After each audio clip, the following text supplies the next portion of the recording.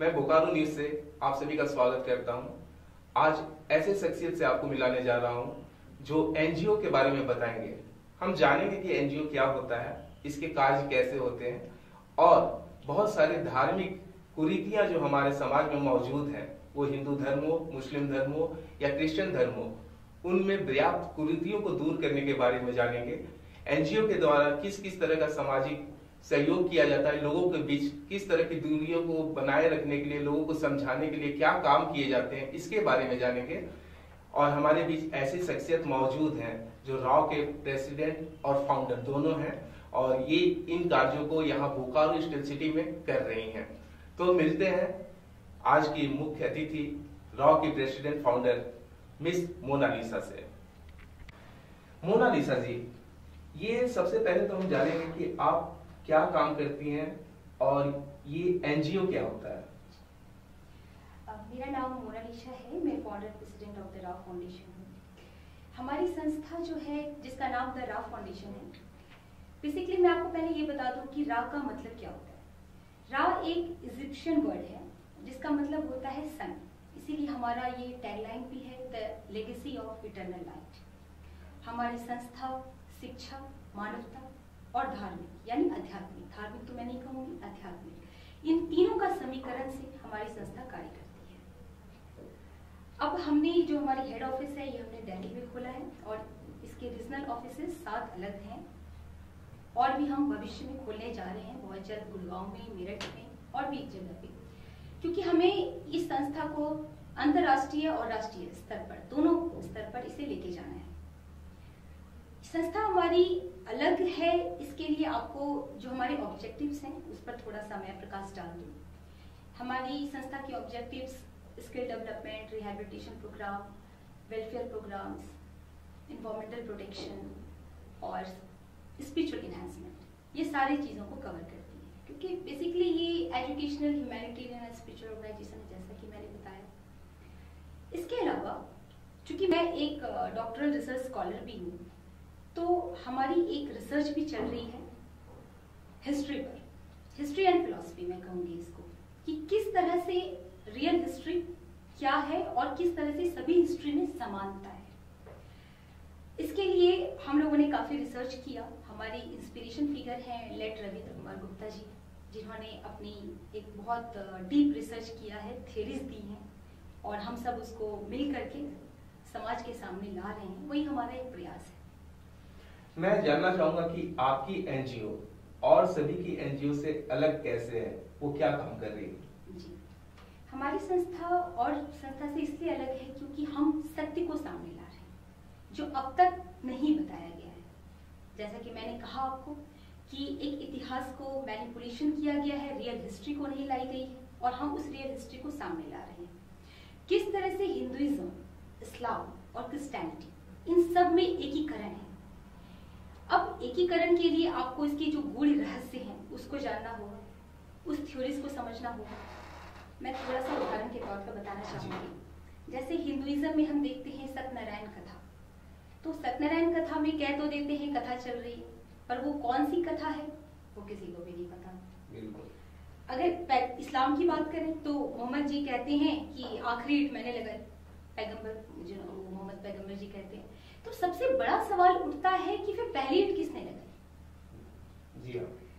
तीसरा, जो बाइबल में जैसे जीसस हैं, तो वो उनके 15-16 साल जीसस के तो बताए ही नहीं गए हैं। ये अपने आप में ऐसे सवाल हैं जिस पर हमें प्रकाश डालने की हम बहुत ज्यादा आवश्यकता है और ये सब चीजें हमारी राव फाउंडेशन सामने लाएगी with evidence, with logic and with scientific approach. इससे लोगों के बीच क्या भावना जाएगी, क्या जानना चाहते हैं, क्या बताना चाहती हैं आप?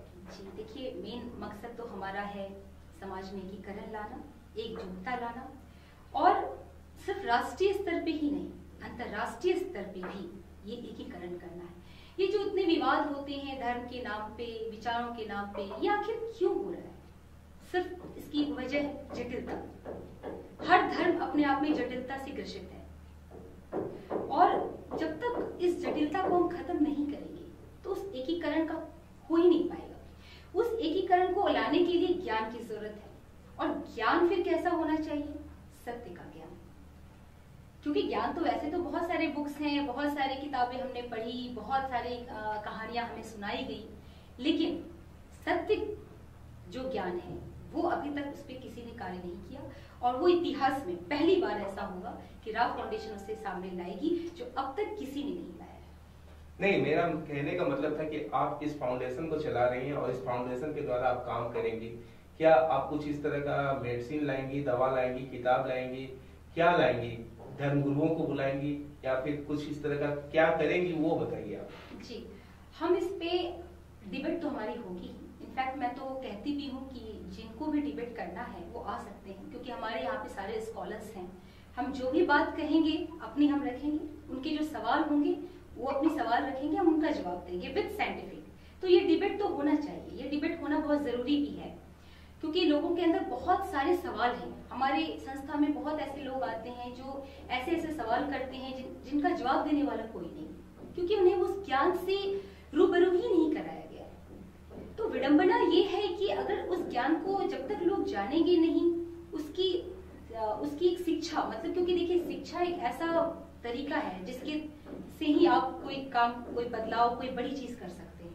तो मूलभूत से बात ये है कि अगर वो शिक्षा सत्य पर आधारित हो और सही दिशा में हो, तभी जाकर के वो कार्यरत हो। राव फाउंडेशन के बारे में हमने जो जानकारी प्राप्त की है, उस जानकारी के हम आप लोगों के बीच भी शेयर करना चाहेंगे। खुद उनके फाउंडर प्रेसिडेंट से बात करते हैं, ये राव फाउंडेशन है क्या और किस तरह से काम करता है और ये बोकारो में क्या करने वाला है। चलिए बात करते हैं। हाँ मोनालिसा से। राव फाउंडेशन बोकारो में अभी आज के डेट में ही डेंटल कैंप ऑर्गेनाइज की है। इसके अलावा ब्लड डोनेशन कैंप भी ऑर्गेनाइज होगा नेक्स्ट मंथ, और इसके अलावा हम और भी स्किल डेवलपमेंट पे हमारे कुछ प्रोग्राम्स होंगे, और इससे जुड़ी और भी जो बोकारो की समस्या है, अगर यहाँ पे किसी को किसी तरह का समस्या है तो वो हमारे राव फाउंडेशन को संपर्क कर सकते हैं। सबसे बड़ी बात जो मैं बोलना चाहूंगी कि ये Rao foundation Bokaro steel city Jharkhand की बेटी ने खोला है। तो आप तो यहाँ पे काम कर रही हैं और आपका जो फाउंडेशन है राव फाउंडेशन, उसके बारे में आपने बताया कि बहुत तरह की सामाजिक चीजों को आप यहाँ पे लाएंगी, समझाएंगी, लोगों को बताएंगी। सिर्फ आप राव फाउंडेशन के बारे में बताइए कि ये राव फाउंडेशन क्या क्या यहाँ पर करेगा और कैसे करेगा, और इसमें कौन कौन से लोग हैं जो संबंधित हैं। ठीक है। राव फाउंडेशन यहाँ पे जैसे कि मैंने बताया कि आज डेंटल कैंप ऑर्गेनाइज कर रहे हैं हम। एक हमारे डॉक्टर हैं, डॉक्टर विजय लक्ष्मी जी के सानिध्य में। इसके अलावा यहाँ पे ब्लड डोनेशन कैंप ऑर्गेनाइज होगा, और इसके अलावा जितने भी स्किल डेवलपमेंट, रिहैबिलिटेशन प्रोग्राम, ये जो भी इस तरह की वेलफेयर प्रोग्राम से रिलेटेड जो भी बोकारो के लिए होगा वो हमारी संस्था करेगी। इसके लिए यहाँ पे हमारे जो स्टेट चेयरमैन जी हैं विनोद सत्यार्थी जी, आप उनको संपर्क कर सकते हैं, वो यहाँ पे जुड़े हुए हैं, और हमारे यहाँ पे टीम है राव फाउंडेशन की। आप उनका नंबर आपको डिस्प्ले हो जाएगा, आप उनको कांटेक्ट कीजिए और उस माध्यम से आप जुड़ सकते हैं। डॉक्टर विजय लक्ष्मी मतलब डेंटल का वो देखती हैं, इसके अलावा और भी डॉक्टर आपके साथ जुड़े हैं यहाँ पे? नहीं, अभी हम इस चीज पे बात कर रहे हैं। अभी हमारे पास और तरह के डॉक्टर्स नहीं हैं, लेकिन हम भविष्य में, ऐसी हमारी है कोशिश है कि हम और भी डॉक्टर्स को लेके आए। राव फाउंडेशन बोकारो में जब काम करना शुरू करेगी तो हम सबसे पहले इनसे ये जानना चाहेंगे उसका ये ऑफिस कहाँ पर खोल रहे हैं, कहाँ से इनसे संपर्क किया जा सकता है। नंबर वो आपके स्क्रीन पे दिख जाएगा, लेकिन वो एड्रेस जो आपको जानना चाहिए उस एड्रेस के बारे में जानते हैं।